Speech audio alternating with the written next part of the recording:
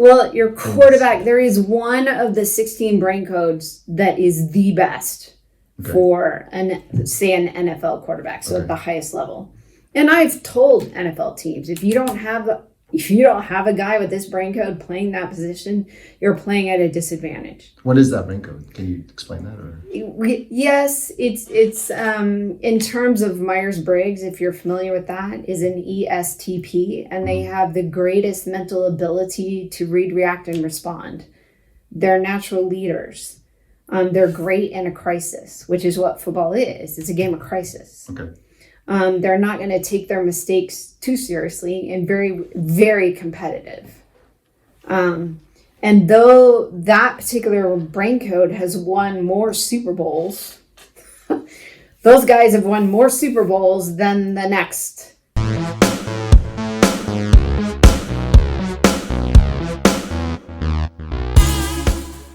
All right. Hey, Kip, how you doing? Hey, I'm good. Thanks for having me. Thanks for doing this. I know we don't know each other. Yeah. So, and I just reached out to you because I thought you have a great occupation.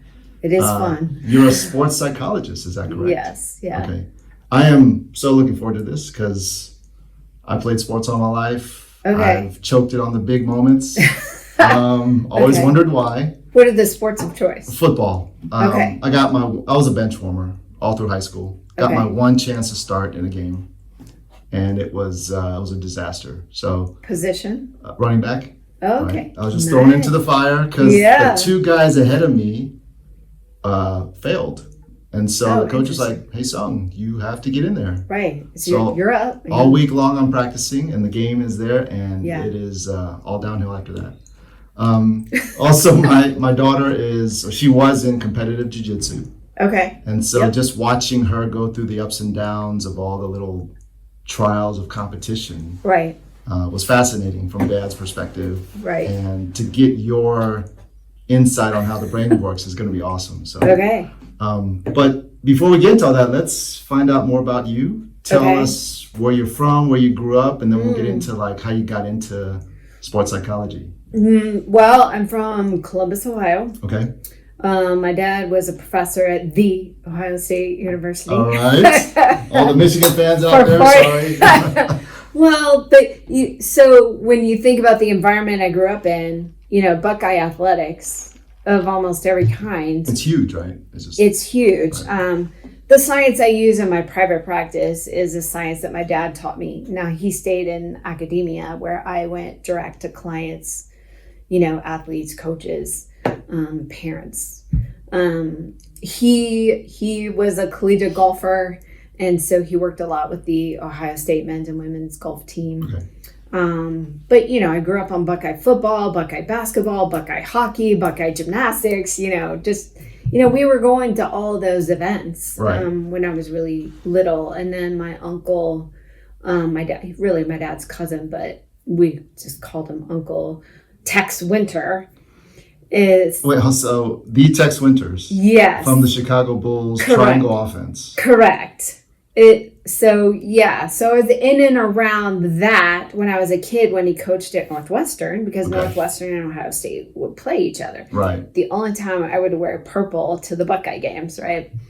But then, he went on to be the offensive coordinator with Phil Jackson under Phil Jackson, but he was there before Phil Jackson. Right.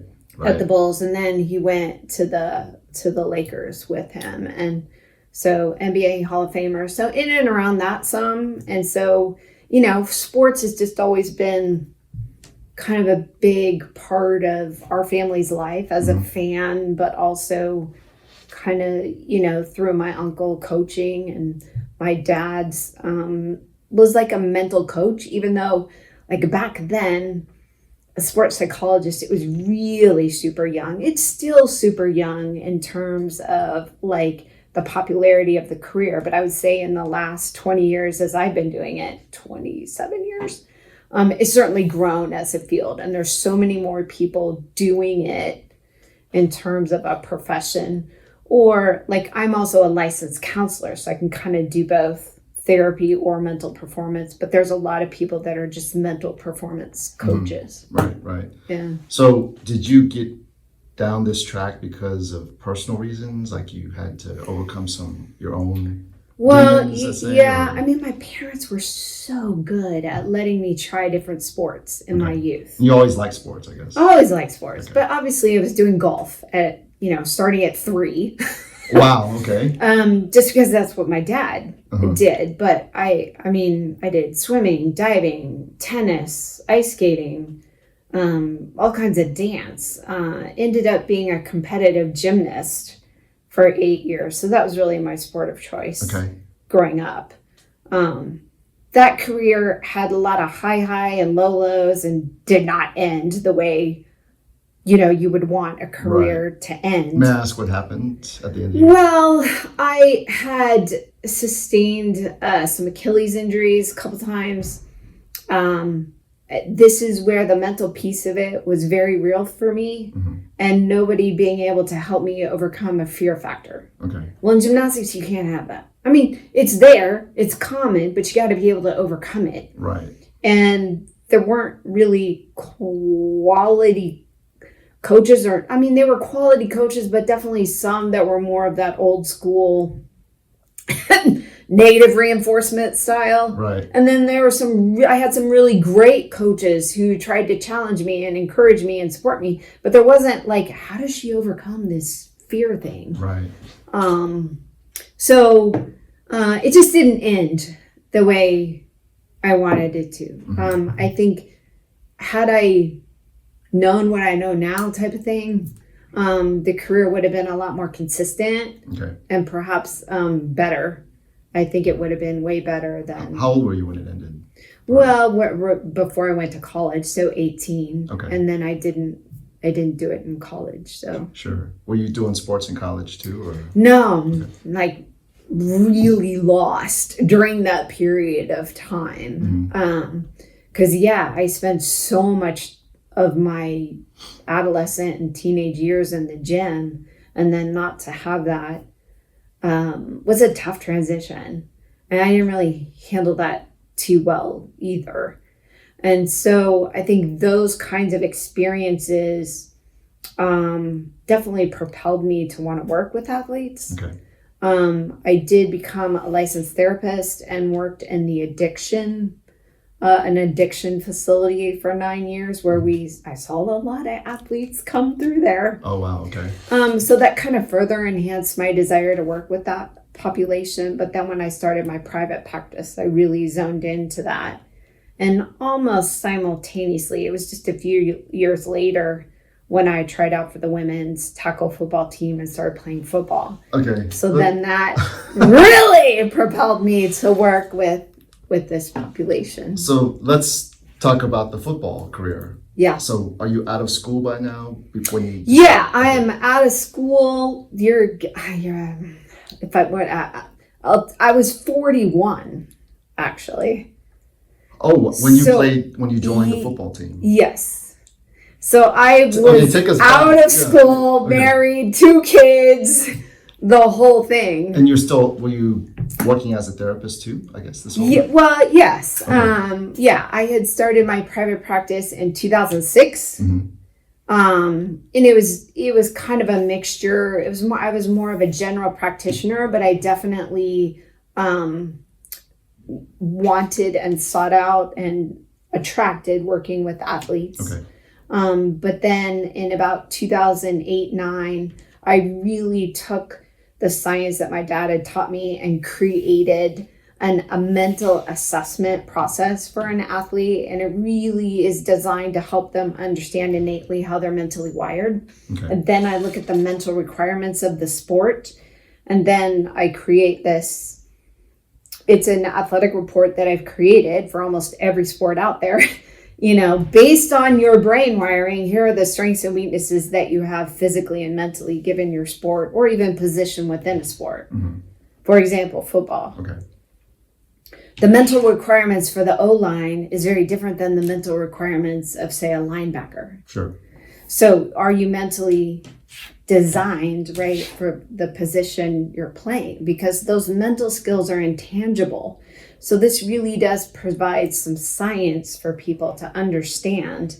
But also it's like no matter what your brain code is, then we can certainly customize your mental training for you to be able to play your position to the best of your ability. So do you have a different assessment or program depending on the position of the player then? Well, the assessment is the same, but the outcome may be different because everybody's different. Right. Everybody has a different brain wiring or innate brain code. The position within a sport has certain mental and physical demands. And so then I can let you know what your strengths and weaknesses are physically and mentally given your sport and position of choice. And that includes their whole history of whatever happened to them too, I guess. Yes, I'm very thorough when you work with me individually because I want to understand anything that's influencing your current state.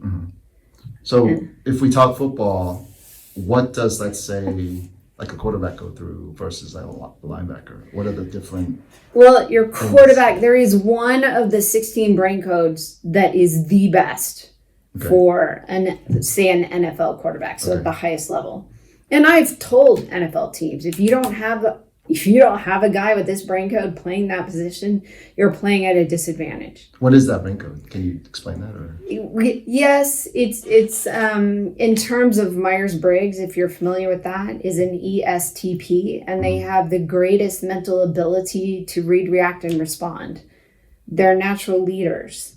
They're great in a crisis, which is what football is. It's a game of crisis. Okay. They're not going to take their mistakes too seriously and very, very competitive. And though that particular brain code has won more Super Bowls, those guys have won more Super Bowls than the next brain code that I would say is great. And I see a lot of them in the NFL, but it's kind of like the second best. Okay.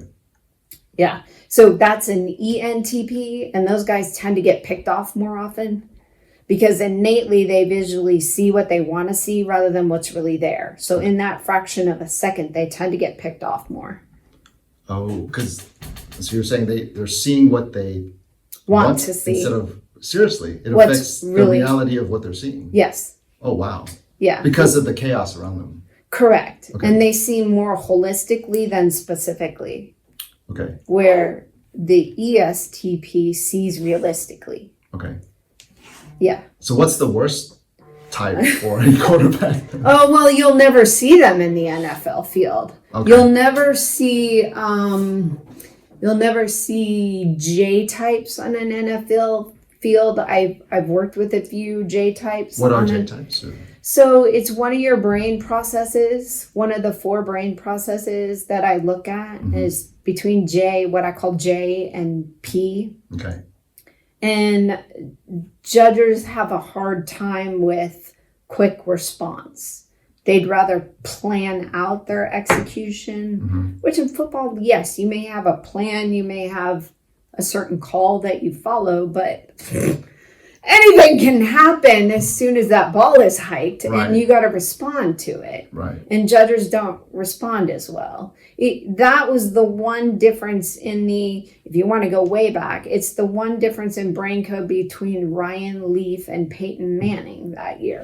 Okay. So Ryan Leaf is more on the J side, you're saying? Yes. Okay. Yeah. And has he been assessed that? Or my understanding is yes, when I read through the history of that particular pick and understanding brain code. There's a wonderful scientist, mental skills guy named Jonathan Neednagel, and he did a ton of work using the MBTI, but then applying it to the neuroscience of a brain. And a lot of his preliminary work is what I've read.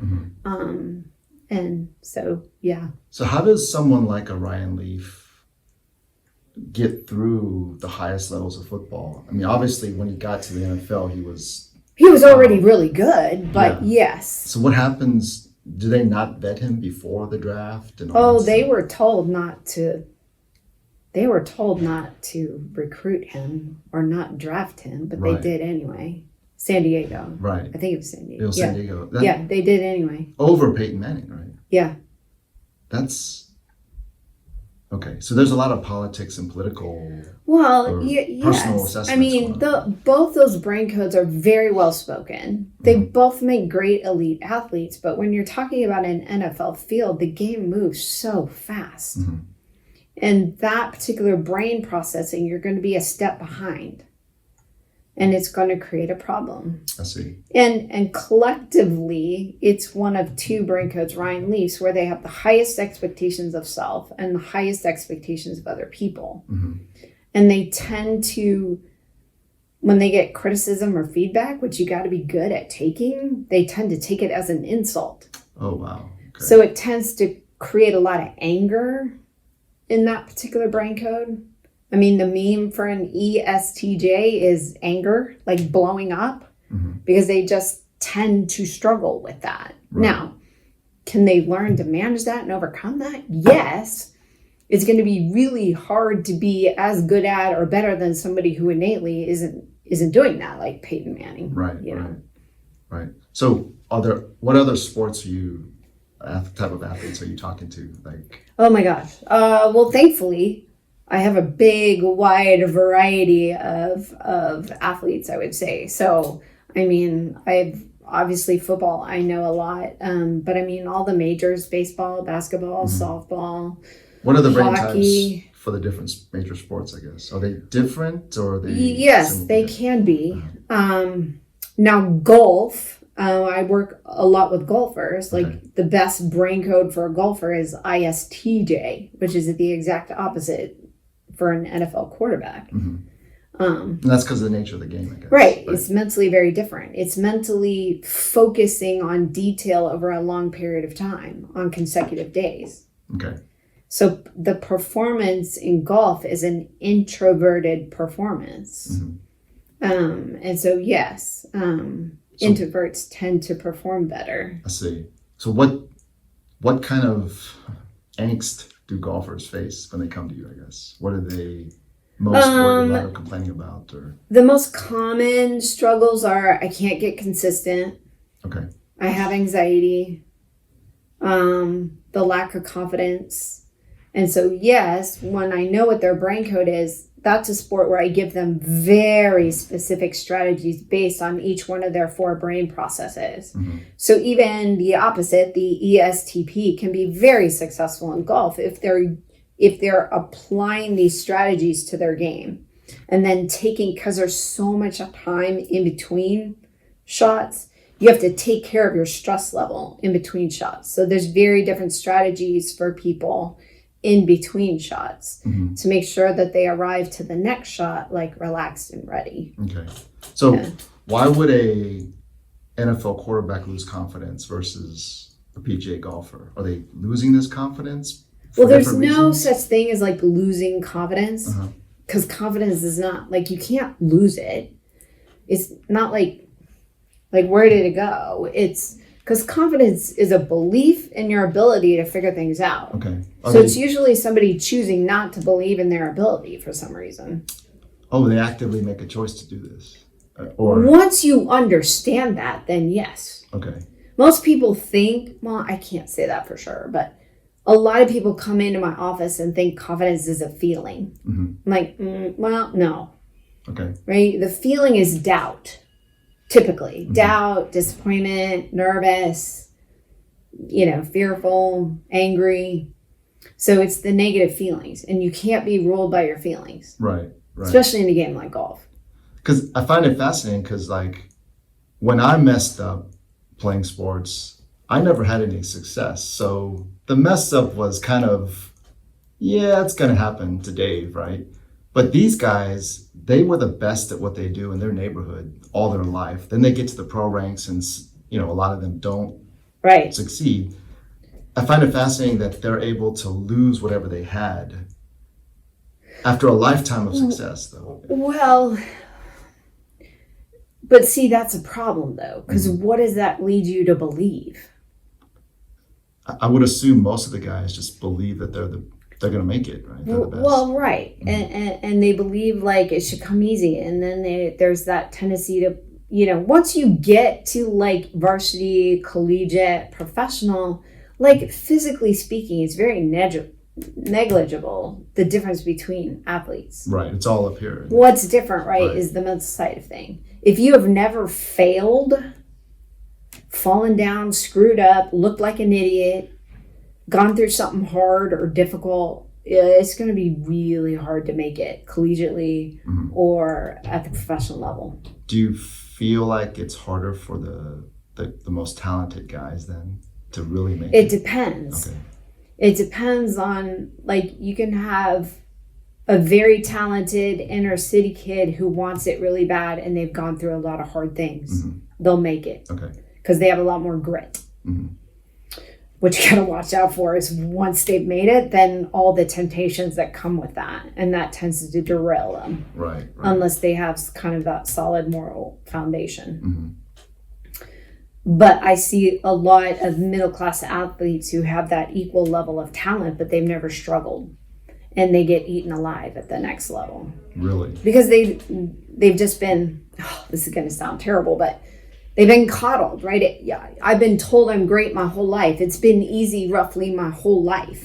And now I'm I'm going up against people that are my same level.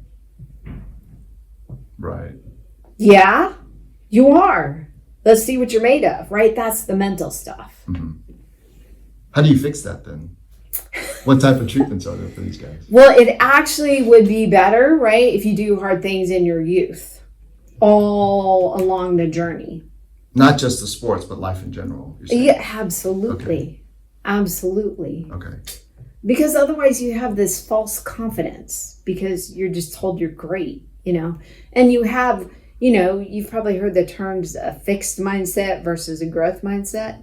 And I see this a ton. Someone with a lot of natural talent have a fixed mindset. Meaning that they can show up and play and not really give full effort because they're naturally talented. But then you get to that collegiate level, you've trained yourself to give 75% because you could get away with it.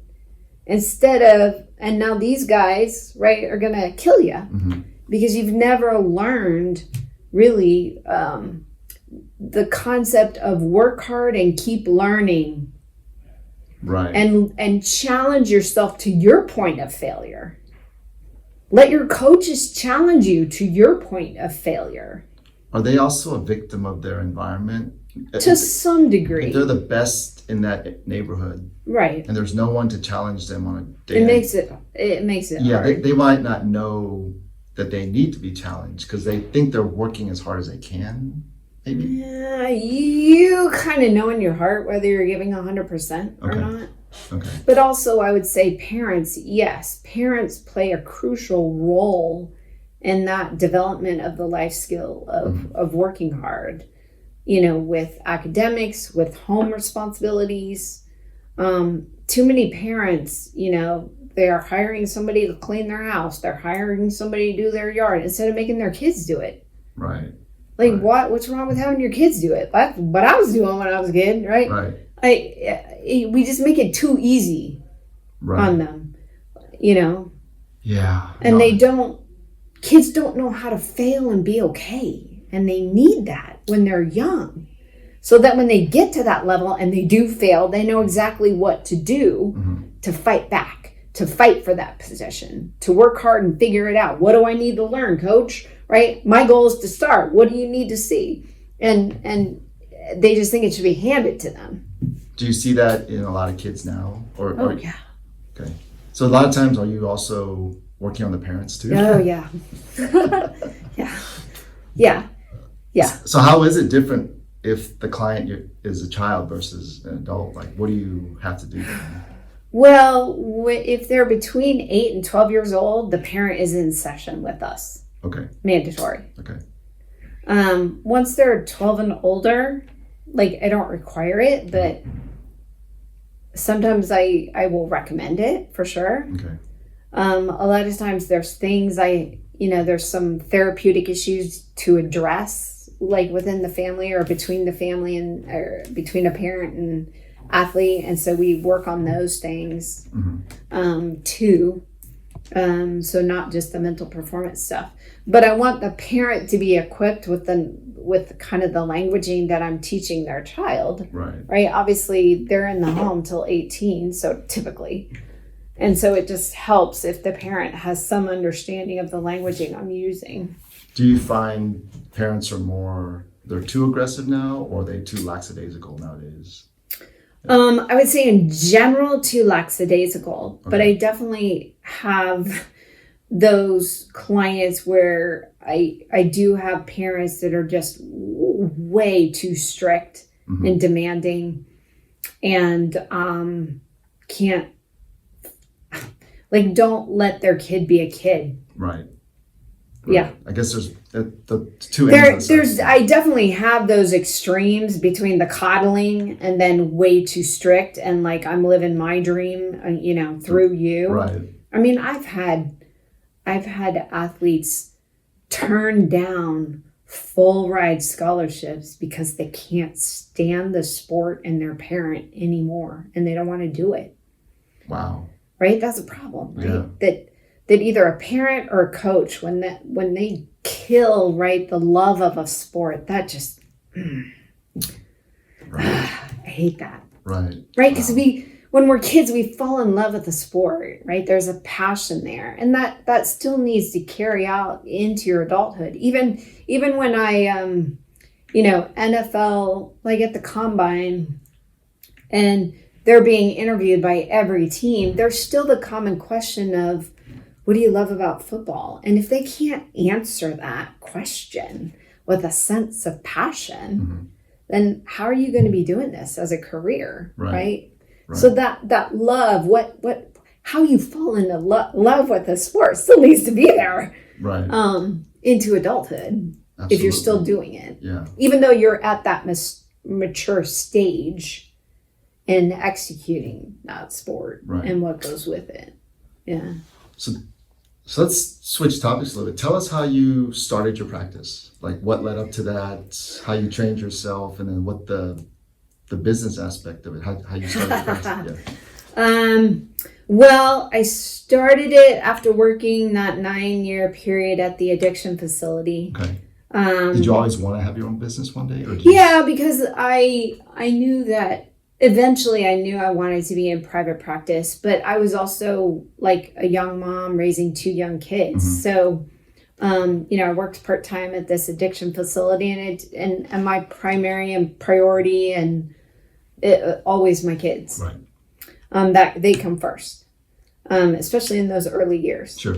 So once they got into grade school and I had more time, that's when I, went and opened my private practice, but it still enabled me to be there for them, coaching their youth teams, attending the school events, and doing that sort of thing. Is there some sort of certification you need in Texas to do this? Well, yeah, you have to, a licensed professional counselor has to pass a state board. Okay. You go through 3,000 hours of supervised internship. You have to pass your state boards before you're licensed. What's the state board test like? Long. Okay. Long, very challenging. How long did you study for that? Oh my Lord. I was like 8 months pregnant when I took it with my second child. And I was like, if I don't pass this, forget it. Right. I mean, a good, I'm doing my internship at the same time where now they kind of reverse it where you take your test first, then you do your internship. But I had been doing my internship and studying roughly throughout that time. So 6 months a year studying for it. Are these formal classes or are you studying by yourself? Studying by myself. Okay. Yeah. And then you take the state board. Yeah. And that's what, like 5-8 hour test or something like that. I mean, that was so long ago now. Sure. I don't even remember. But and then, so once you pass, you get your license. Yeah. And then now you're free to open up a practice if you want. Yes. Okay. Yes. Was that hard once you passed to open up a practice? Finding a facility? Well, I continued working at the addiction facility for 5 more years. Okay. And then I went and opened my private practice.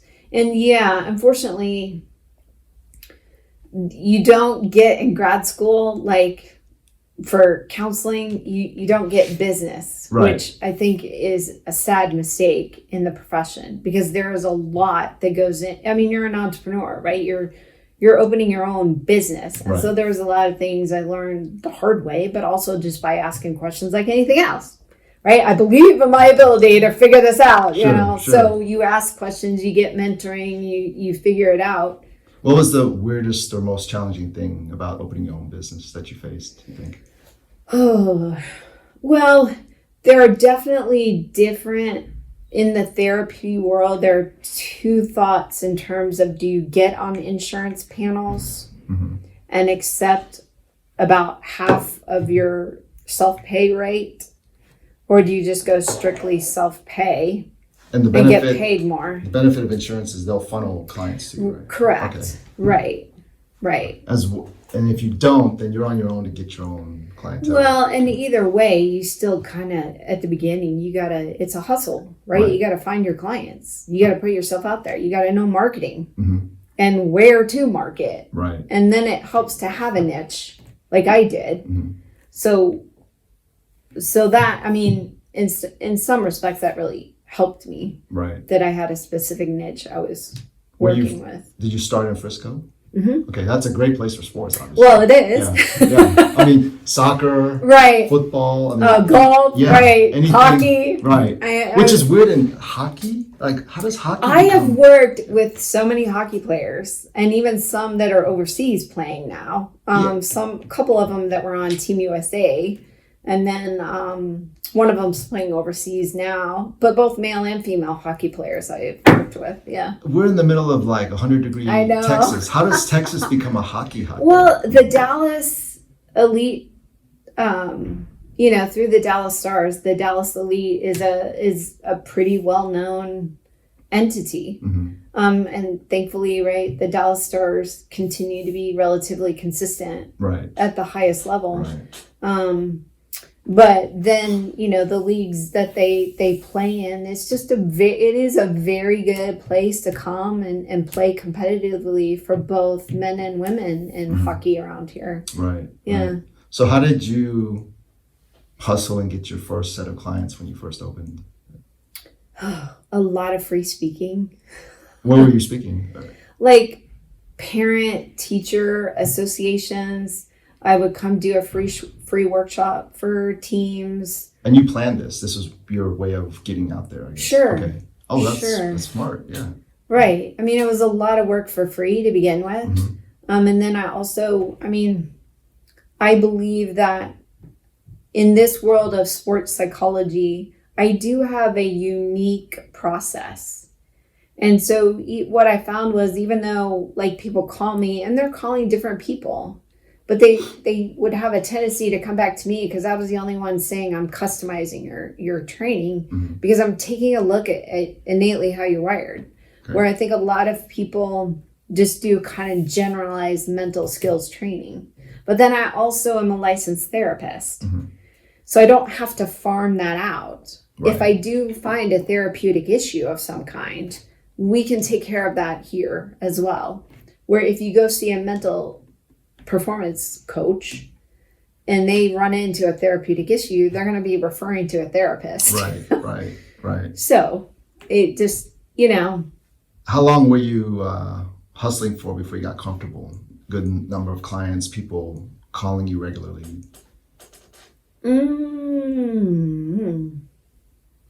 Honestly,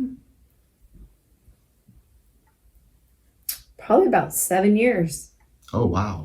It takes a while to build a practice. Right. Oh my gosh. But now it's very much like word of mouth. But also you have to think back then too, like when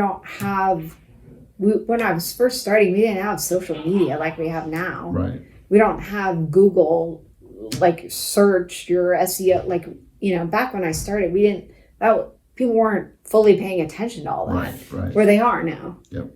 So what are you doing right now? Are you doing any paid ads? Do you have an agency helping you? Social media? Nothing.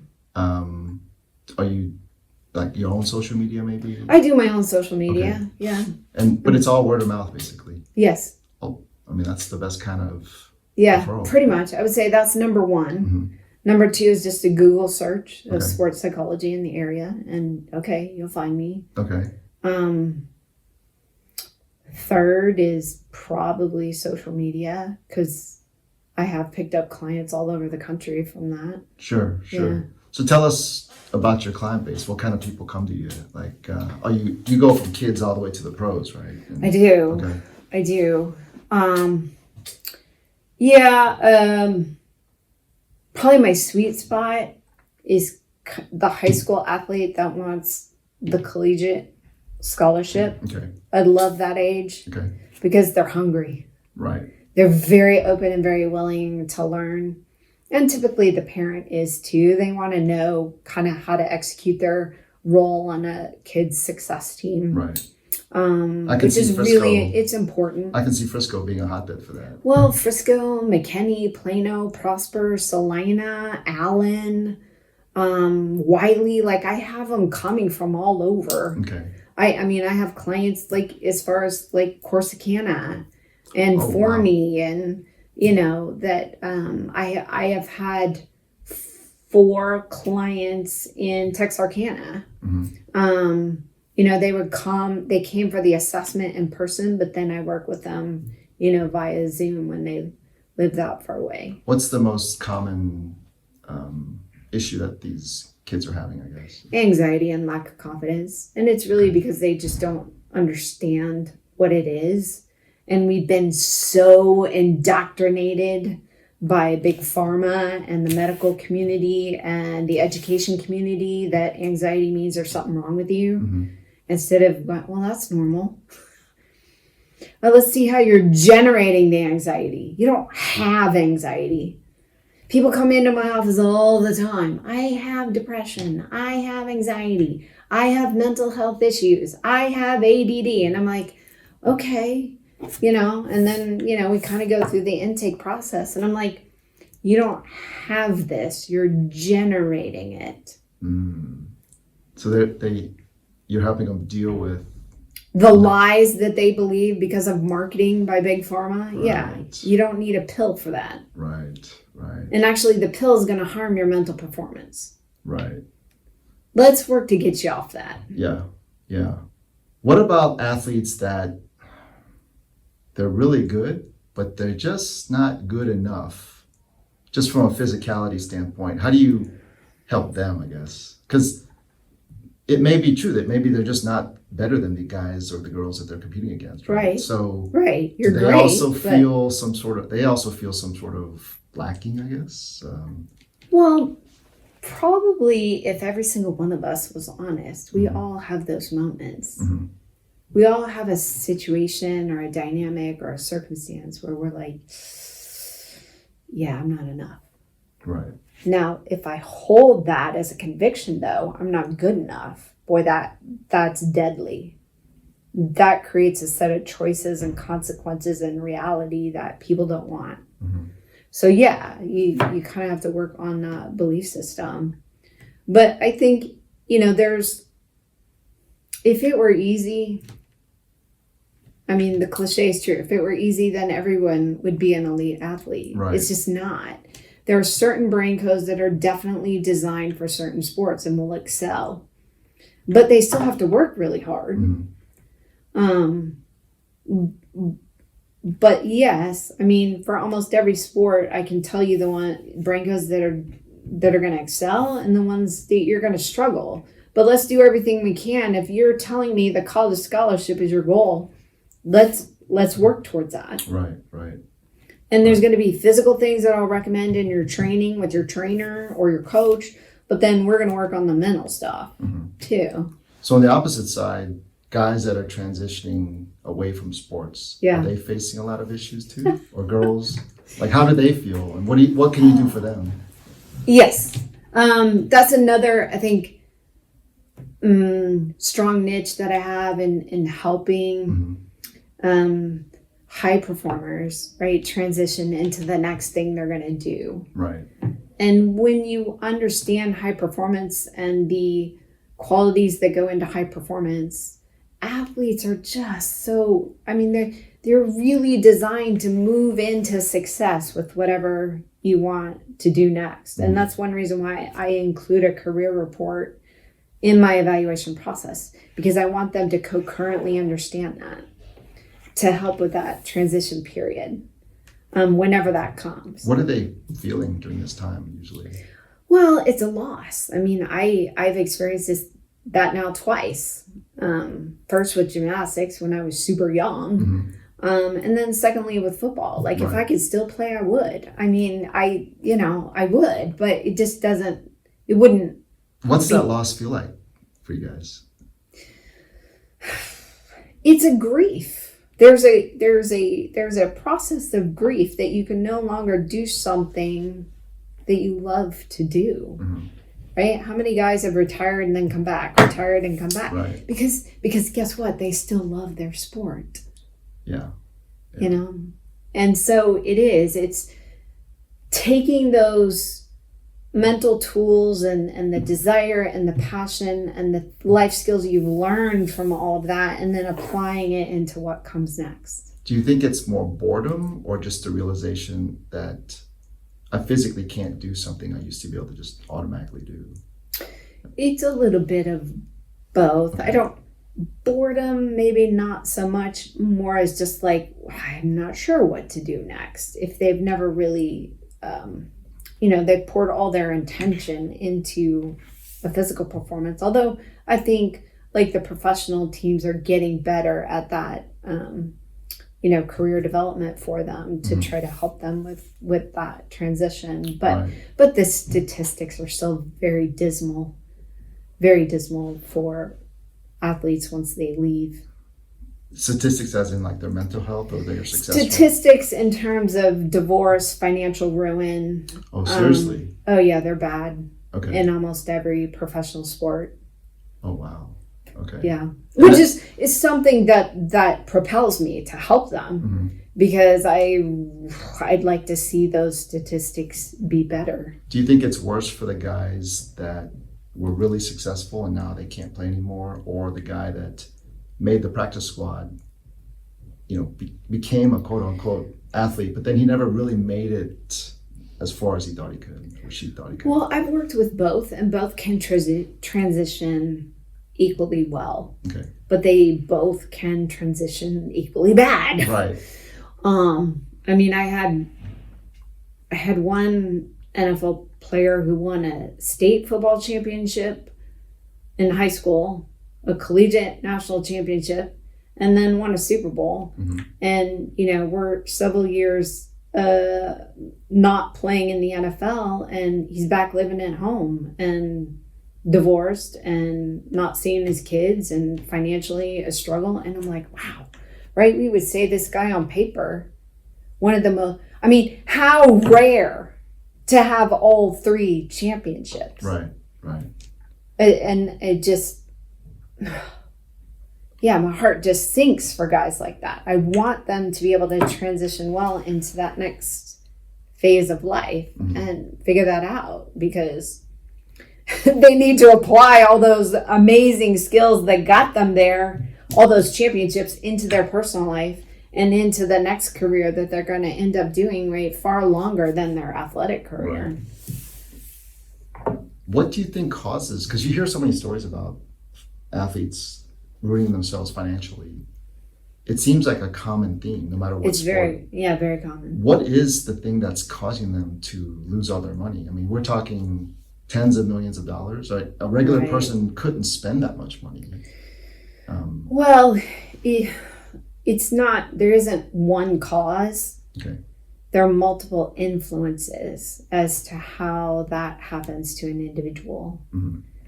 And so one of them is the basic nature of temptation, right? Our basic nature is fallen. Our basic nature is sinful. Our basic nature seeks that stuff out without really understanding the consequences of that. Mm-hmm. It's a lack of education and self-awareness in terms of financial health and well-being, personal health and well-being, relational health and well-being.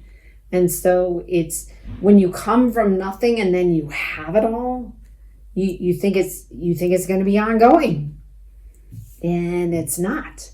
But your lifestyle, you set up your lifestyle to be a consumer, and that's not going to work long term. Does that same process happen to athletes who make it that come from, well-to-do families, I guess? Not well. When you say well-to-do, you mean like financially? Financially. So let's say you come from an athlete from Frisco, makes it to the NFL. Yeah. in 5 years after their career, are they also kind of in this weird? They can be. Right. They can be. If again, like that self-awareness, relational awareness, financial awareness, and learning, and they don't have the right people around them to help them navigate that stuff. And teams are much better at warning athletes now, but they still kind of fall into this trap. They are much better. I think the education's better, and there are definitely organizations like Tony Dungy's organization that is really trying to mentor and help these guys navigate that better. Athletes in Action also is a great organization trying to help these professional athletes navigate that. They put on conferences every year for hockey, baseball, and football players. They can bring their wives to, right, and get that kind of education and development. All those things are great. But you're still going to have some that aren't going to listen to that and think they know. Right. Wow. All this effort to get here, and then it doesn't pan out afterwards. Like, it's just so gut-wrenching, it seems like. It is very gut-wrenching. Yeah. Even though in the back of your head, every athlete knows this, that their athletic career is temporary. Right. They just don't know how temporary. And when you're young, you think you're inexpendable. Like, you just think it's gonna go right for a long time, and then you're in that second or third year and you don't make roster. Right. Because the average professional athlete's career is less than 5 years, isn't it? 3.7 NFL. Right. And they don't make that much money in 3.7 years, right? Not unless you're one of those top tier guys. But they can make a very decent living. I mean, So you could be 25 years old, have about $5 million in change in the bank. Correct. And now that's got to support you for the next 50 years or something. Or and it could. But obviously at 25 to 30, right, when you maybe retire from the NFL, you have a lifetime ahead of you to do something else. Absolutely. So, yeah. Well, let's get in your brain a little bit, because I want to know about this football career at 41. Okay. So what is this all about? Okay. Well, I think for me it was redemption. Okay. Because my gymnastics career did not end the way I wanted it to. Okay, and so someone listening to this is like, gymnastics is not football. Well, okay. So you're in your 40s or late 30s. What is happening in your thought process that says, I'm going to play professional women's football? There was nothing in my thought process that was thinking that. Right. I was, working with people. My kids were at that point in time beginning their little youth league, athlete careers. And I worked out and I was fit and I was looking for a goal. Mm-hmm.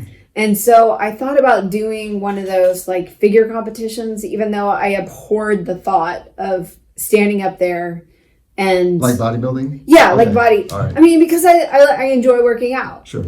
And then about 2 weeks before an open tryout, I met one of the players, and I thought she was like a bodybuilder competition. She was like, "No, I play football," and I'm like, "Tell me more." Okay. Tell me more. And so. But you had never known about. I did not know about it. Okay. I did not know about it. It was all based on meeting her. That was Jen Walter, who ended up being the first NFL female coach ever. Okay. What was her name? Jen Walter. Okay. All right. So I met Jan randomly. So I show up at this tryout 2 weeks later because I knew I was physically fit. Okay. So I just thought, well, I'll give it a shot. Have you ever played football before? No. Okay. And I thought, well, so I hired this trainer for those 2 weeks. I hired this trainer who had played college football, and he just got me ready for this tryout. How long was the training for? Oh, I mean, like those 2 weeks, like we'd work maybe an hour, 2 hours a day doing stuff, So you didn't start from ground zero. Obviously, you were fit to go. Yes. Oh, yeah. Right. I knew I was physically fit, but it was like, the football skills I didn't, I mean, I mess around with the kids and all that stuff. And I grew up doing that in the yard, but it wasn't like I played formally because they didn't let girls do that back then. Right. But so, and I figured they would look at my age and kind of go, well, thanks, honey, but they didn't. So that tryout, they invited me back to minicamp, and minicamp was kind of a week-long minicamp where you show up and you work different positions and kind of all the football drills that people typically would think of. And then if you make it at the end of that week, if you make it through Hell Day, which was tough, but I made it through that. And you go through this gauntlet of the veteran players, and you go through this gauntlet. You got to carry the ball and get through the gauntlet. And they're hitting you. Oh, yeah. Okay. It's like a ping pong ball thing. It's pretty intense. So what was your first hit like with pads on? You'd never done this before, right? I had never done it before, and this is actually a joke that we laugh about now. But a lot of the veterans on the team were taking bets that I would fold at that point, and I did not. And so I'm like watching money transpire after practice that day. And then they let me know because they're like, you're so damn nice. Like, we just didn't think that you were going to be able to do this. Because like, you gotta show up and you gotta hit somebody. And you're just so nice that we just thought there was no way that you would be too soft. And for someone who's never hit somebody, you enjoyed it, obviously. Oh, yeah. Okay. All right. Yeah. And just for the viewers, what team is this and what league is this? Well, back then it was the IWFL. Okay. And we were the Dallas Diamonds. Okay. And we won 4 championships. All right. How many teams were in the league or were in the league? Roughly 24. Oh, wow. So all over the country? All over the country. Okay. Yeah. I mean, I traveled to Seattle and Miami and Kansas City, Houston. And is it still in practice now, or what's... The league now is the WNFC. Okay. And we've got national sponsorship now with Adidas and Rydell. And it's full contact. Full contact. It's kind of a hybrid of NFL and collegiate rules. Mm-hmm. But full contact, full field. How many teams right now? There are about the same amount of teams, about 20 plus teams around the country. And we play our championship game right here in the Frisco Star. All right. And the Dallas team is still around? Or? Yes. Okay. We're the Texas Elite Spartans. Okay. So the Spartans. And actually the owner, she and I were in the same rookie class when we played years ago. Okay. And so, I do the mental skills and therapy for the team. I see. And how many years were you playing for? My third year got cut short due to a concussion. So just a couple years. Okay. What's the pay like for these women? You have to raise your money to play. So there's no pay for the girls? Not yet. Okay. That's the goal. They're out there for the love of the game, I guess. Well, you have to go raise like sponsorship money. I see. And that's how you get paid. That's how you get. But the team doesn't pay you. No. Okay. Yeah. All right. Yeah. Wow. Okay. Yeah. That is fascinating. So you didn't want to quit. You were forced to due to injury. Yeah, I was in a pretty bad car accident where I was care flighted to Parkland. And because of what I do for a living, I'm like, I need my brain. Right. And so I didn't want to risk that again. So what position were you playing? Free safety. Free safety. Yeah. Starting? I was second string. Second string? Yeah. Okay. But first string special teams. And then because we would blow teams out all the time, I got to play almost every game. Right. So it was fun. Where are these ladies coming from? Are they... we come from all over just because it's a love of the game of football. Mm-hmm. I mean, America loves football. Right. I mean, baseball may be considered America's game, but not anymore. But I think football, American football is just, there really is nothing like it. Now, a lot of these gals are former collegiate athletes in other sports. We have some WNBA players that once they got done in the WNBA, they come and play for us. So, and every single one of them has a full-time job on top of playing football. Do you enjoy the physicality of it or more the mental, strategic aspect of football? Both? Okay. Yeah. And I think it's hard sometimes for people to wrap their head around that because it is a violent sport. To see women kind of doing that. Sure. But I mean, like, yes, when you grow up on Buckeye football, I can remember I was maybe 5 or 6 and I went to my first game in the Horseshoe with my dad. Right.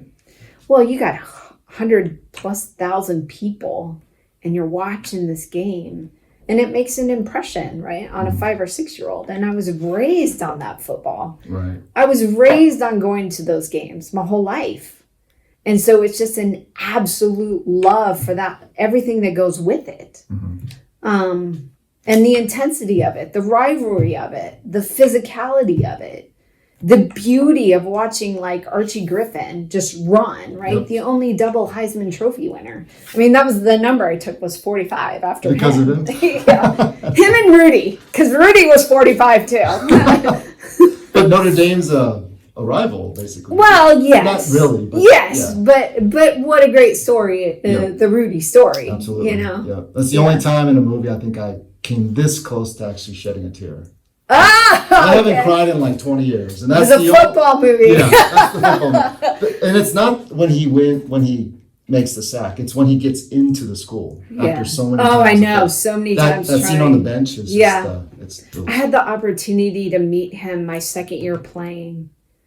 And that was really cool. He's not very big, right? No, he's not. But he was here speaking with Representative Pat Fallon because Pat Fallon knew him. Okay. And so, I got a chance to meet him, and he signed, my book where I'm there with my number, and Sweet. So he signed. Yeah, That's awesome. It was neat. Awesome. Yeah, it was very cool. I think this has been a great podcast. At the end, we always give our guests a chance to tell us about your business, what you can offer, and we'll hopefully someone can see this and seek out some real help.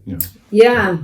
Well, my business is Neurosport. Okay. And you can find it at BrainCodeCorp.com. And I offer, obviously, the sports psychology that we've been talking about, individual assessments.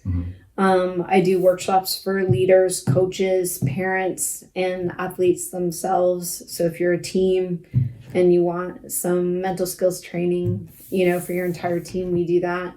And then I do executive coaching with business folks. Okay. Where a lot of those same principles apply in that arena as well. Sure. All right. Well, thank you so much, Kip, for your time. And this was awesome. Thanks for having me. Sure. You're welcome. All right.